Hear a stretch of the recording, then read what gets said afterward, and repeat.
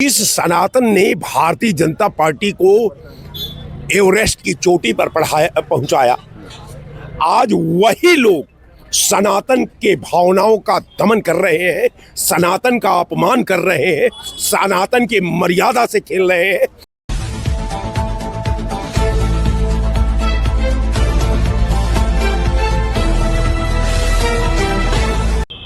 दोस्तों नमस्कार। दोस्तों देश किस दिशा में जा रहा है, आप लोग लगातार देख रहे हैं कि देश में अब शंकराचार्य को भी नहीं छोड़ा जा रहा है। जो है मुकदमे की बात हो रही है। मेरे साथ राय साहब हैं। राय साहब से बात करने का प्रयास करते हैं कि जो शंकराचार्य पे मुकदमा हुआ है, इसको आप किस नज़रिया से देखते हैं? देखिए, सनातन का इससे बड़ा दुर्भाग्य कुछ हो नहीं सकता। जिस सनातन ने भारतीय जनता पार्टी को एवरेस्ट की चोटी पर पहुंचाया, आज वही लोग सनातन के भावनाओं का दमन कर रहे हैं, सनातन का अपमान कर रहे हैं, सनातन की मर्यादा से खेल रहे हैं। अब मैं निश्चित तौर पर सनातन के पैरे में कहना चाहता हूं कि केवल उससे नहीं खेल रहे, सनातन से ही सर्टिफिकेट मांग रहे हैं। अब तक मजदूरों से सर्टिफिकेट ये सरकार मांग रही थी, दलितों से सर्टिफिकेट मांग रही थी, बैकवर्डों से सर्टिफिकेट मांग रही थी, अपर क्लास से सर्टिफिकेट मांग रही थी, मुसलमानों से सर्टिफिकेट मांग रही थी। अब तो मुझे लगता है कि सनातन का भी सर्टिफिकेट, अगर शंकराचार्य से अगर सनातन का सर्टिफिकेट मांगते हो तो सनातन का भी सर्टिफिकेट मांग लो, ताकि पूरा समाज जान जाए कि सनातन है क्या, इसका सर्टिफिकेट किसने दिया है। तो कहने का मेरा मतलब ये है भारतीय जनता पार्टी के बारे में कि भारतीय जनता पार्टी को मैं आपके चैनल पर बड़ा विश्वास के साथ कह रहा हूं कि अगर मर्यादा पुरुषोत्तम राम होते आज, तो ये भारतीय जनता पार्टी उनसे भी सर्टिफिकेट मांगती कि आप मर्यादा पुरुषोत्तम राम है कि नहीं है। कारण ये है कि जिस राम को हम मानते हैं, जिस राम को हम मर्यादा से प्रेरित नजरों से देखते हैं, उस राम को भारतीय जनता पार्टी नहीं मानती। जिस राम ने हमको बनाया, उस राम को ये नहीं मानती। जिस राम को इसने बनाया है, वो राम को मानती है। अच्छा, वो राम दूसरे हैं? जी। कारण ये है कि जो मेरी आवाज है यही राम है, जो मेरी सोच है यही राम है, जो दिखाई दे रहा है नजरों से यही राम है। बीजेपी के कौन से राम है? बीजेपी का राम ये है कि जिस राम को बीजेपी के कंपनियों ने बनाया है, कुदरत ने जो बनाया है उस राम की बात नहीं है साहब। जो राम को इसने बनाया, जो राम की व्याख्या ये करती है, उस राम की व्याख्या कुछ और होती है। राम तप का नाम है, राम त्याग का नाम है, राम तपस्या का नाम है। तो इनके विचार में तो न तप है, न तपस्या है, न कोई भी स्वतः का विचार है। इनका विचार ये है कि फूट लाओ, हिंदू को मुसलमान से, दलित को बैकवर्ड से, सिपाही को आईपीएस से, आईपीएस को सिपाही से, चपरासी को आईएएस से, आईएएस को चपरासी से। यहां तक इतना ही नहीं, संविधान की मर्यादा को भी इन्होंने चीरहरण किया है। कारण यह है कि कानून बनाने का, अब बताइए साहब कि आप पूरे 12 साल के कालखंड में मनमोहन सिंह सरकार की ये योजनाओं का आप नाम बदलने का काम किए हैं। कारण यह है कि जिस लखनऊ की पोर्ट को आपने अडानी को दिया, क्या भारतीय जनता पार्टी ने बनाया था?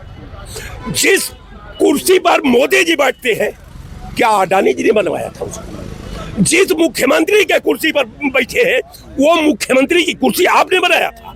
जिस संविधान से आप चल रहे हैं, क्या वो संविधान आपने बनाया है?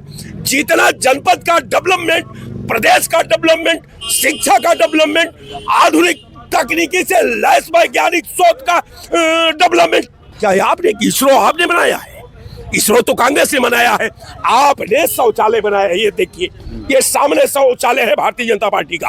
कारण ये है कि ये पूरे आप वीआईपी अगर इलाके में घूम जाते हैं तो सचिवालय कांग्रेस ने बनाया, ये दारुन सभा कांग्रेस ने बनाया, ये बिल्डिंग कांग्रेस ने बनाया, ये जनपद को कांग्रेस ने बनाया, और आपने क्या बनाया? ये शौचालय, ये शौचालय। अब आप कहते हैं कि चंद्रयान का परीक्षण, अब आप तो पढ़े लिखे हैं, आप सब लोग पढ़े लिखे हैं साहब, अगर मोदी का चंद्रयान का परीक्षण अगर इस शौचालय के छत से होता हो तो मैं ऐसी सोच को लानत मानता हूं कि शौचालय के छत से चंद्रयान का परीक्षण नहीं हो सकता, सूर्य का परीक्षण नहीं हो सकता, शोध नहीं हो सकता। शोध के लिए तो इसरो की जरूरत है। अब इनकी उपलब्धि ये है, गांधी जी के नाम पर योजना चल रही थी मनरेगा, इन्होंने कहा कि गांधी का नाम मिटाना बहुत जरूरी है,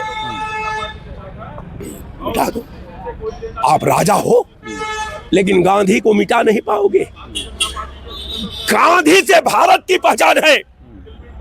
किसी मुल्क में लात रखोगे तो गांधी के चरणों में तुम्हें गिरना है, उसका नाम लेना है। किसी दुनिया का किसी मुल्क में चले जाओ, दुनिया में भारत की पहचान गांधी से है, आपसे नहीं। न आप गांधी नहीं हो सकते। कारण यह है कि गांधी बारिस्टर था, टाई और कोट में आया था। आज उस भारत के दहलीज का जब उसने मूल्यांकन किया तो कहा कि पूरा देश नंगा है, पूरा देश भूखा मर रहा है, पूरा देश में चाहे वो राजा हो चाहे रंग हो, कराह सबके दिल से निकल रही है। लिहाजा जब तक मैं भारत के वासियों के शरीर पर कपड़ा नहीं डाल दूंगा तब तक मैं अपने देह पर वस्त्र नहीं डालूंगा। नेशनल मंडेला 27 साल जेल में रहता है। जब दक्षिणी अफ्रीका का राष्ट्रपति के रूप में शपथ लेता है तो जब नेशनल मंडेला से जब पूछा जाता है तो उसने कहा कि साहब ये मेरी कोई उपलब्धि नहीं है, ये सत्य और अहिंसा की जीत है, ये गांधी की जीत है और दक्षिणी अफ्रीका की दलित शोषित पीड़ित जनता की जीत है। लेकिन ये भाइयों के पौधे के चाहिए ना, लेकिन इन्होंने इतिहास से तो कोई लेना देना नहीं। अब कारण ये है कि मैं ये तो नहीं कह सकता, यहां डिबेट चल रही है, मोदी जी अमेरिका में जाते हैं, अमेरिका के 4 लाइन अंग्रेजी का बोल नहीं पाते, न 4 लाइन पढ़ पाते हैं। अब बताइए कौन नीति बनेगी? अंतरराष्ट्रीय नीति जो वहां का भाषा नहीं समझ सकता, अपना भाषा वहां समझा नहीं सकता, तो नीति कहां बनेगी? जब आप न मेरे बारे में जानोगे न मैं आपके बारे में जानूंगा तो कोई इधर गिरे और कोई उधर गिरे, पॉलिसी तो बन नहीं सकती। पॉलिसी तो दोनों के समानांतर विचारधारा में बनती है, चाहे वो उत्थान की पॉलिसी हो, चाहे वो पतन की पॉलिसी हो, चाहे वो आर्थिक पॉलिसी हो, चाहे वो सामाजिक पॉलिसी हो, चाहे अंतर्राष्ट्रीय पॉलिसी हो, उसके लिए तो पढ़ना पड़ता है साहब। बता रहे हैं कि कांग्रेस राष्ट्रद्रोही है। बिल्कुल, भारतीय जनता पार्टी के लोग बता रहे हैं कांग्रेस जो है राष्ट्रद्रोही है और जो है देश के लिए उन्होंने कुछ। मैं 80 में एक बार बुल्लू एक गायक था, तो मैं 80 में हमारे एक रिश्तेदार वहाँ चीफ जस्टिस थे, तो मैं गया था। हर गर्मी में हम लोग जाते थे वहाँ। 1 महीना जो हम लोगों के यहाँ मई जून में छुट्टी हो जाती थी तो हम लोग 1 महीना वहीं रहते थे पटना में। तो वहाँ हम गए थे, वहाँ गांधी मैदान है पटना में, उससे बड़ा कोई मैदान नहीं है। तो हमारे यहाँ एक हीरा बुल्लू का पीरा गाने वाले गायक थे, वो इतना लोकप्रिय थे समाज में कि उन सबों के नाम का अनाउंस कर दीजिए तो आपको 4-6 घंटा में लाखों लोग इकट्ठा हो। तो हमको भी चूंकि साहब को पास आया था तो हमको भी कहे कि जाओ गाना सुनाओ। हम गए, एक लाइन उसने कहा कि भैया जौना देशवा में दुश्मन का राज रही है वही देशवा का नाम मुझे धर्मी में। कारण ये है कि विकास तो हुआ भारत नहीं हुआ, और एक जात दूसरे जात के सामने खड़ा हो गया, ये विकास है। एक समुदाय दूसरे समुदाय के सामने खड़ा हो गया, चपरासी डीएम को चुनौती देता है और इनके विधायक मुख्यमंत्री को चुनौती देते हैं। अब कारण है कि अब विधा तो संविधान तो फेल हो रहा है ना। संविधान का मतलब मर्यादा है, संविधान का मतलब दिशा है, संविधान का मतलब अतीत है भारत का, संविधान का मतलब वर्तमान है भारत का, संविधान का मतलब देश का भविष्य है। लेकिन इनका इससे क्या लेना देना? इनका एन केन प्राकेट कुर्सी से लेना देना है। देखिए, मोदी जी का डंका जो है पूरे विश्व में बजा। बिल्कुल। और आप कह रहे हैं जो बार बार मोदी जी का टारगेट कर रहे हैं, मोदी का पूरे विश्व में डंका बज रहा है। किस बात का डंका? हिंदू राष्ट्र बनाएंगे ना। हिंदू राष्ट्र नेपाल था, सारे अरब की कंट्रियों का आप मूल्यांकन कर लीजिए, कहीं इस्लाम राष्ट्र है, एक हिंदू राष्ट्र था नेपाल, आपने देखा। अभी 10 दिन पहले नेपाल का हिंदू राष्ट्र तार-तार हो गया। क्यों? अगर हिंदू राष्ट्र ही समय की पुकार थी तो मैं पूछता हूं हिंदू राष्ट्र बनाने वालों से कि नेपाल के हिस्ट्री से नसीहत लो। भारत में हिंदुस्तान नहीं बन सकता, वो मीर और गालिब का हिंदुस्तान है, यहाँ भारत का हिंदुस्तान है, ये गांधी का हिंदुस्तान है, सुभाष चंद्र बोस का हिंदुस्तान है, राम प्रसाद बिस्मिल का, भगत सिंह का ये हिंदुस्तान भारत है।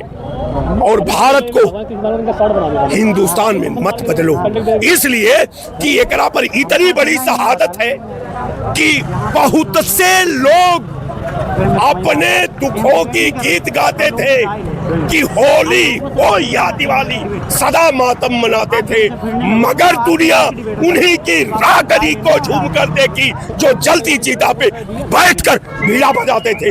ये भाजपाई क्या जानते हैं कि आजादी कैसे मिली भारत को? इस आजादी के पीछे हिंदुस्तानियों का कितनी बड़ी शहादत है, कितना बड़ा तप है, कितनी बड़ी बलिदान है। ये तो हमारे आजादी के पीछे, ये तो 1967 तक संघ परिवार कभी आप भारत को आजाद नहीं माना।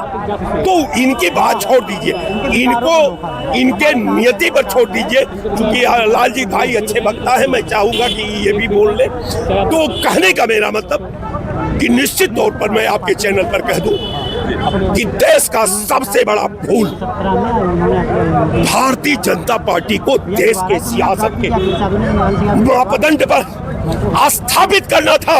आज देश आज उस स्थिति में है कि ये देश की स्थिति 1950 से पहले थी। आज 1950 में भारत उस दहलीज पर पारा मार रहा है। आज भारत के पास कुछ नहीं है। मैं सवाल करता हूं उत्तर प्रदेश की दहलीज में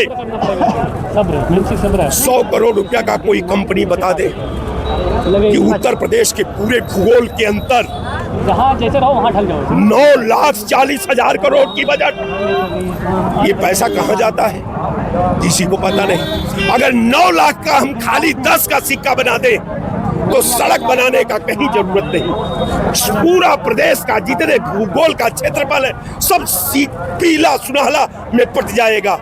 लेकिन इसका तो कोई मतलब ही नहीं। आंकड़ा आपने देख लिया, जथा जो आज का भारत उत्तर प्रदेश है यही कल भी रहेगा।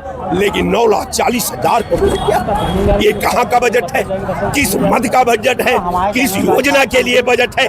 कितने कल कारखाने के लिए बजट है? कितना लाइन आर्डर के लिए बजट है? कितना शिक्षा के लिए बजट है? कितना सड़क के लिए बजट है? कितना सिंचाई नहरों के लिए बजट है? कितना ट्यूबवेल के लिए बजट है? कितनी महिलाओं का अस्पताल सुरक्षा के लिए बजट है? इसका कोई लेखा जोखा नहीं। जो ये कहे वही इनका बजट, जो ये करते हैं वही इनका कानून, समाज को बांटते हैं वही भारत का धर्म, और इसके सिवाय कुछ नहीं। जय हिंद। दोस्तों, ये राय साहब थे, इन्होंने कोई भी मुद्दा शायद नहीं, सारे मुद्दों पे बात की देश में। फिलहाल आप कितना इत्तेफाक रखते हैं? आपकी राय कमेंट में जरूर रहनी चाहिए। आप देख रहे हैं भारत दर्शन में। नमस्कार।